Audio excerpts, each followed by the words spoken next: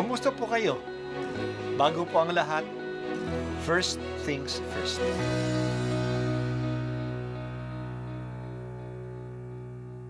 Good morning po. Sinisimulan po natin ngayon ang first things first. At dito po, tinatalakay natin sa unang bahagi ng umaga natin ay ang first readings na binabasa po sa banal na misa. Ito pong tinatalakay natin kasi madalas po kasi marami na tayong alam tungkol sa gospel readings. Pero konti po ang nagsasalita sa first readings. Pero ang first readings, bahagi din po yan ng Biblia, ng banal na kasulatan. Kaya susubaybayan po natin ang mga first readings, basahin po natin at kuminsan kailangan ng basahin ng 2 o 3 beses bago maintindihan kasi hindi po tayo familiar sa mga istorya at sa mga kaisipan na tinatalakay dito. Ang pagbasa mula sa unang aklat ni Samuel. Noong mga araw na iyon, si Samuel ay patuloy na naglilingkod sa Panginoon.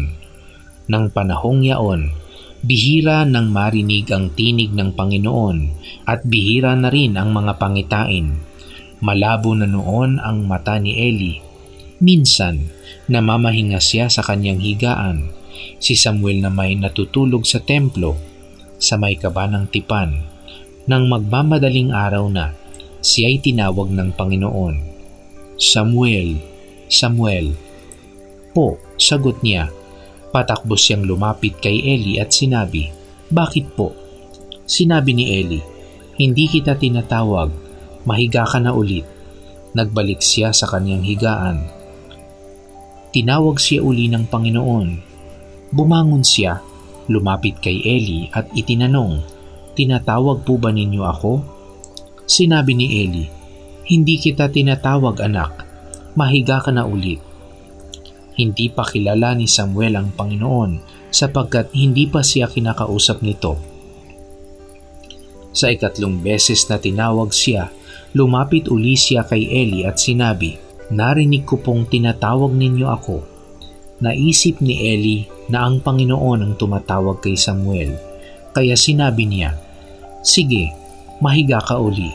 Kapag narinig mo pang tinawag ka, ganito ang sabihin mo, Magsalita po kayo Panginoon, nakikinig po ang inyong lingkod. At muling nahiga si Samuel.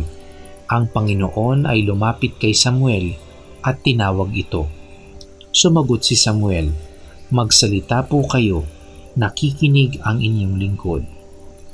Habang lumalaki si Samuel, patuloy siyang pinapatnubayan ng Panginoon at nagkakatotoo ang lahat ng sinasabi niya. Dahil dito, kilala ng buong Israel mula sa Dan hanggang Beersheba na si Samuel ay isang tunay na propeta ng Panginoon. Ang salita ng Diyos. Salamat sa Diyos. Hindi lang ang Diyos ang tapat, si Anna ay tapat din sa Diyos.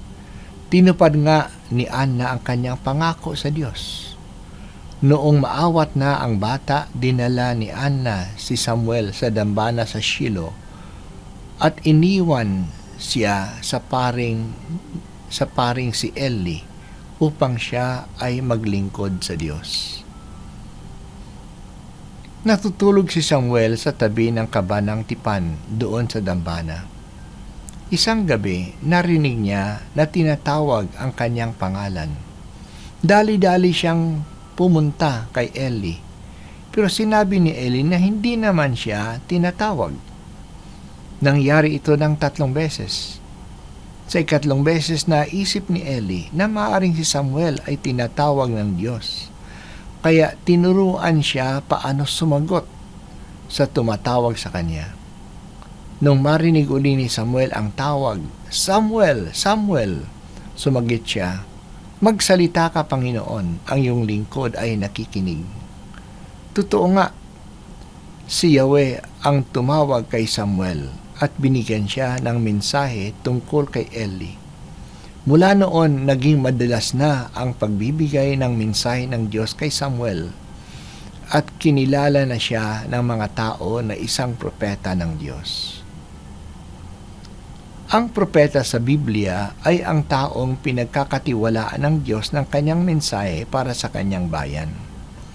Ginagabayan ng Diyos ang mga tao sa pamamagitan ng mga propeta. Kaya mahalaga na ang propeta ay nakahanda na makinig sa Diyos na tumatawag at nagsasalita sa kanila. At ang mensahe ng Diyos ay dapat nilang sabihin ng may tapang kahit na madalas ang pinasasabi ng Diyos ay mahirap at ayaw tanggapin ng mga tao, lalong-la ng mga hari. Ang unang mensahe ng Diyos kay Samuel ay hindi madali.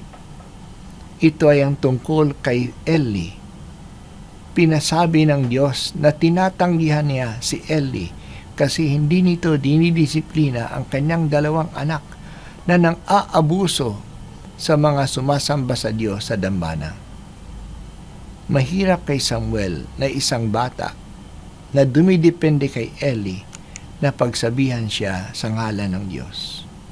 Pero ito ay ginawa ni Samuel. Tinanggap naman ni Eli ang mensahe sa kanya. Kaya masasabi natin na si Eli naman ay isang mabuting pari. Ginagampanan naman niya ang kanyang tungkulin sa dambana. Siya nga ang gumabay kay Samuel na makilala ang Diyos at tinuruan niyang tumugon sa tawag ng Panginoon. Ang sagot ni Samuel sa Diyos ay siya sanang maging attitude natin. Maging maganda na sa bawat dasal natin at sa bawat pagbabasa natin ng Bible, sinasabi natin, magsalita ka Panginoon at ang iyong lingkod ay nakikinig. Bigyan mo kami, O Diyos, ng kahandaan na makinig sa iyo at tanggapin ang iyong mensahe sa amin. Maging tulad sana kami ni Samuel na palaging nakikinig sa iyo. Maging tulad sana kami ni Eli na tumatanggap sa iyong salita kahit na ito ay mabigat para sa amin.